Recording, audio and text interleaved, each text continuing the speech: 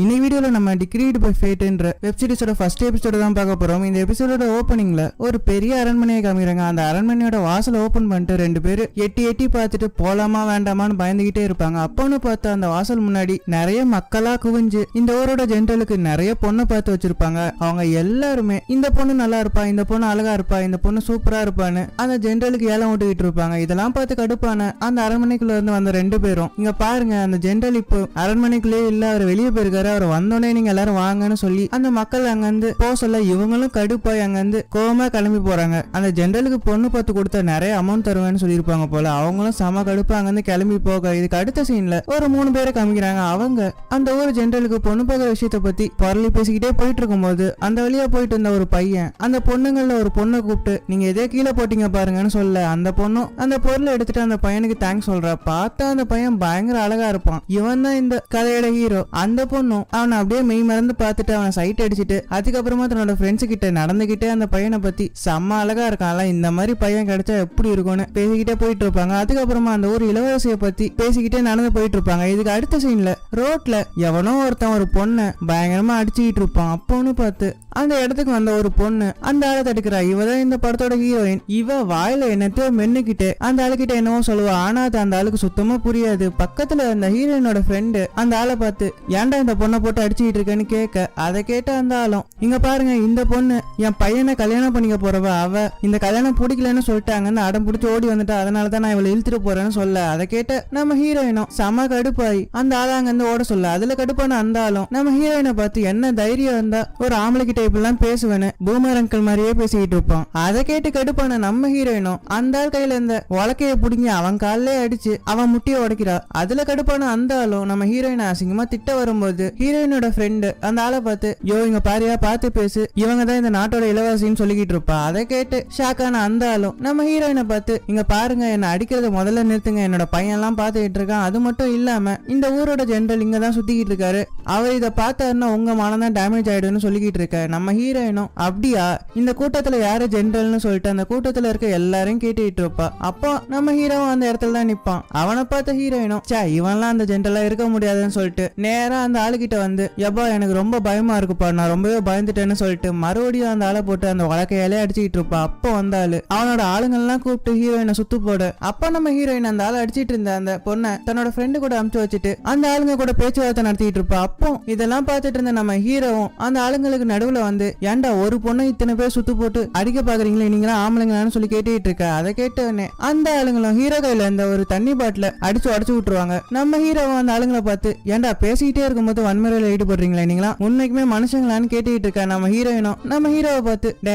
ஓவரா பேசாதன்னு சொல்லிட்டு அவனை ஓரமா ஒதுங்க சொல்லிட்டு அந்த ஆளுங்க கூட பயங்கரமா சண்டை போட்டுக்கிட்டு இருப்பாங்க. அப்போ நம்ம ஹீரோவும் ஒரு ஓரமா நின்னுகிட்டு ஹீரோயினுக்கு பின்னாடி அடிக்க வந்த ஆளுங்க எல்லாருமே அடிச்சு தம்சம் பண்ணிட்டு இருப்பான். அதுக்கப்புறமா நம்ம ஹீரோயின் சண்டை போட்டுக்கிட்டு இருக்கும் போது நம்ம ஹீரோயினை அலேக்கா தூக்கி ஏர்லயே சுத்திக்கிட்டு இருப்பான். அப்போ நம்ம ஹீரோயினும் செம ரொமான்டிக்கா அவனோட முகத்தை பார்த்து பா என்ன அழகா இருக்கான்னு ரசிச்சுட்டு இருப்பாங்க. அப்படியே நம்ம ஹீரோவும் நம்ம ஹீரோயினை அப்படியே ஏர்ல சுத்தி சுத்தி கேப்டன் விஜயகாந்த் மாதிரி அங்க இருந்த ஆளுங்க எல்லாத்தையுமே அடிச்சு போடுறான். அதுக்கப்புறமா அந்த ஆளுங்களும் பயந்து ஓடுனதுக்கு அப்புறமா நம்ம ஹீரோயின் நம்ம ஹீரோவை பார்த்து எப்பா உனக்கு ரொம்ப நன்றிப்பா, நீ மட்டும் இல்லாட்டி என்னால இந்த ஆளுங்களை தனியா சமாளிச்சிருக்க முடியாதுன்னு சொல்லிட்டு பேசிக்கிட்டு இருப்பாங்க. அதுக்கப்புறமா நம்ம ஹீரோவை பார்த்து சரிவா நான் உனக்கு சரக்கு வாங்கி தரேன்னு சொல்லிட்டு ஒரு ஹோட்டலுக்கு கூட்டு போறாங்க. அங்க போயிட்டு சரக்கு ஆர்டர் பண்ணி 2 பேரும் குடிச்சிட்டு இருக்கும் போது நம்ம ஹீரோயின் ஸ்டூல் மேல காலை வச்சு சரக்கு அடிச்சிட்டு இருப்பாங்க. அப்போ அங்க இருந்த ஆளுங்க எல்லாம் பூம்பர்த்தனமா இங்க பாத்தீங்களா இந்த பொண்ணு எவ்வளவு திமிரா உட்காந்துட்டு இருக்கான்னு பொருளி பேசிக்கிட்டு இருக்கா. அதை கேட்டு கடுப்பான நம்ம ஹீரோவும் அந்த ஆளுங்களை பார்த்து யோ நீங்க குடிக்க தானே வந்திருக்கீங்க, பேசாம குடிச்சிட்டு கிளம்புற வழியா பாருங்கன்னு அந்த ஆளுங்களை திட்டிட்டு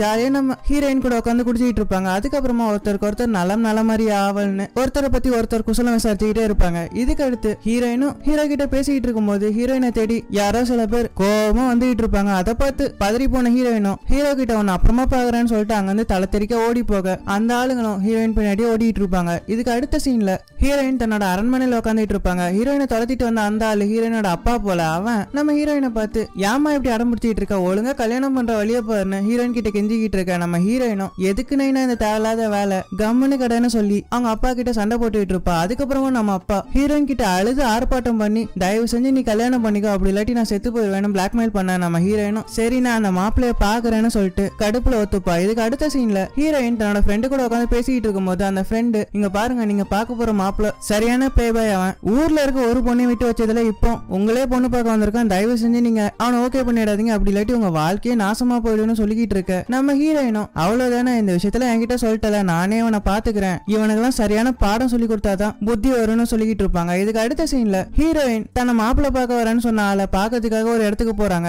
அந்த இடத்தோட டோரை ஓபன் பண்ணி உள்ள போய் பார்த்தா நிறைய பசங்க நம்ம ஹீரோயினை பார்த்து இங்க பாருமா நீ என்ன செலக்ட் பண்ணுன்னு சொல்லிட்டு கியூ கட்டி போட்டி போட்டுட்டு இருப்பாங்க. கடைசியில பார்த்தா அது ஹீரோயினோட கனவாதான் இருக்கும். ஹீரோயின் அந்த இடத்தோட வாசல்ல நின்னுகிட்டு இதெல்லாம் யோசிச்சுட்டு அந்த இடத்துக்குள்ள போறாங்க. போய் பார்த்தா அந்த இடமே காலியா இருக்கும். இன்னொரு பக்கம் அந்த இடத்துக்கு யாரோ ஒரு வெள்ளை ட்ரெஸ் போட்டவன் ஒரு வேலைக்காரனோட அந்த இடத்துக்குள்ள வந்துட்டு இருப்பான். அப்போ அந்த வேலைக்காரன் இங்க பாருங்க, இந்த இடத்துல உங்களுக்கு எந்த தொந்தரவும் இருக்காது, நீங்க நிம்மதியா ரெஸ்ட் எடுக்கலாம்னு சொல்லிட்டு அந்த வெள்ளை ட்ரெஸ் போட்டவனை இந்த இடத்துல விட்டுட்டு போயிடுறான். அந்த வெள்ளை ட்ரெஸ் போட்டவனும் அந்த இடத்துக்குள்ள யாரும் இல்லைன்னு சொல்லிட்டு மேகம் கருக்குது, மின்னல் அடிக்குது, சாரல் பொழிகிறதுன்னு ஜாலியா குளிச்சுட்டு இருப்பான். அப்ப நம்ம ஹீரோயின் என்னடா இது உள்ள சத்தம் கேக்குதுன்னு சொல்லிட்டு பாத்ரூம்குள்ள போய் எட்டி பாக்குறாங்க. பார்த்தா அந்த பையன் கவர்ச்சியா குளிச்சுட்டு இருப்பான். நம்ம ஹீரோயினும் அவனை பார்த்து அதிர்ச்சியில ஐயோன்னு அலற. உடனே அந்த பையனும் நம்ம ஹீரோயினை செவத்தோட செவரா வச்சு பிளாக் பண்றான். அப்போ நம்ம ஹீரோயின் என்னடா பண்ற, என் மேல இருந்து கையேறான்னு சொல்ல, அப்போ அந்த பையன் நம்ம ஹீரோயினை பார்த்து எம்மா என்னம்மா சொல்ற, நீ தான் என் மேல கையை வச்சிருக்கேன்னு சொல்ல, நம்ம ஹீரோயினும் ஓ அப்படியா சாரின்னு சொல்லிட்டு அவன் மேல இருந்து கையை எடுத்துட்டு அவன் குளிச்சு முடிச்சதுக்கு அப்புறமா அவன் கூட உட்காந்து பேசிட்டு இருப்பாங்க. அப்போ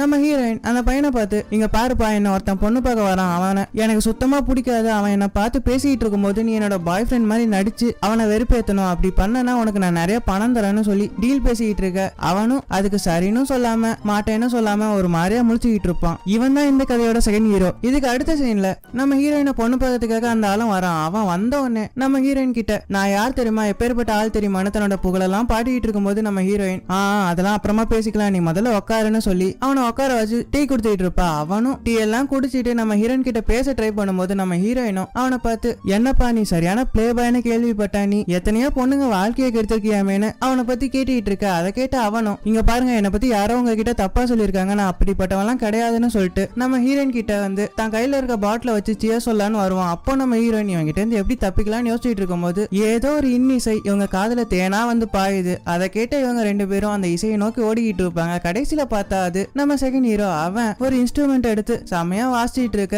அவன் அழகுல மயங்கின நம்ம ஹீரோயினும் அவனே மெய் மறந்து பாத்துக்கிட்டு இருப்பாங்க. நம்ம செகண்ட் ஹீரோவும் ஹீரோயினை செம்ம ரொமான்டிக்கா லுக்கு விட்டுக்கிட்டு இருக்கும் போது அப்போ நம்ம ஹீரோயினை பொண்ணு பக்கம் வந்தவன் யார் இவனு கேட்டுட்டு இருக்க. அப்போ நம்ம செகண்ட் ஹீரோ ஹீரோயினை பார்த்து செல்லக்குட்டி யார் இவன், நம்ம சந்தோஷமா டைம் ஸ்பெண்ட் பண்ணலான்னு வந்தா இந்த கரடி எதுக்காக உள்ள பூந்து ஆட்டையை கழிச்சிட்டு இருக்குன்னு கேட்டுட்டு இருப்பான். அதை கேட்டு கடுப்பான அந்த ஆளும் யாரா நீங்க என்னடா பண்ணிட்டு இருக்கேன்னு கேட்க, உடனே நம்ம செகண்ட் ஹீரோ அந்த ஆளை பார்த்து நானும் ஹீரோயினும் லவ்வர்ஸ் தனியா டைம் ஸ்பெண்ட் பண்ணலாம் நீங்க வந்தோன்னு சொல்லிக்கிட்டு இருப்பான். அதுக்கப்புறமா ஒரு மாதிரி சினிங்கிக்கிட்ட ஹீரோயினை பார்த்து ஒழுங்கா இவனை இங்க வந்து போ சொல்லுன்னு சொல்ல, நம்ம ஹீரோயினும் நம்ம செகண்ட் ஹீரோவை பார்த்து அதெல்லாம் அப்புறமா போ சொல்லிக்கலாம், முதல்ல நீ என் கூட வான்னு சொல்லிட்டு நம்ம ஹீரோயின் அந்த செகண்ட் ஹீரோவை தன்னோட பக்கத்திலே உட்கார வச்சுட்டு ஆப்போசிட்ல அந்த ஆளை உட்கார வச்சுட்டு பேசிட்டு இருப்பாங்க. அப்போ நம்ம ஹீரோயின் அந்த ஆளை வெறுப்பேத்தணுன்றதுக்காக நம்ம ஹீரோவை பக்கத்துல உட்கார வச்சு செம ரொமான்டிக்கா பேசிக்கிட்டு இருக்க. அப்ப நம்ம செகண்ட் ஹீரோ கிடைச்சதுல சான்ஸ்னு சொல்லிட்டு நம்ம ஹீரோயின் கையை பிடிச்சு செம ரொமான்டிக்கா பேசிக்கிட்டு இருப்பான். அதுல கடுப்பான ஹீரோயினும் நைஸா அவன் காது கிட்ட போய் என்னடா பண்ணிட்டு இருக்க குருவி கூட தலையா, இது அவன் போன உடனே உன்னோட கொண்டைய பிச்சு எரிஞ்சிடறான் பாருன்னு கடுப்புல சொல்லிட்டு இருப்பாங்க. ஆனா அவன் அது எதையுமே காதுல வாங்கிக்காம ஈனு பல கட்டிட்டு இருப்பான். நம்ம ஹீரோயினும் இப்போதைக்கு நமக்கு வேற வழி இல்லைன்னு சொல்லிட்டு நம்ம செகண்ட் ஹீரோ கூட செம ரொமான்டிக்கா பேசி அந்த ஆளை வெறுப்பேத்திட்டு இருப்பாங்க. அதுல கடுப்பான அந்த ஆளும் நம்ம ஹீரோயினை கோவமா திட்டிட்டு அந்த இடத்த விட்டு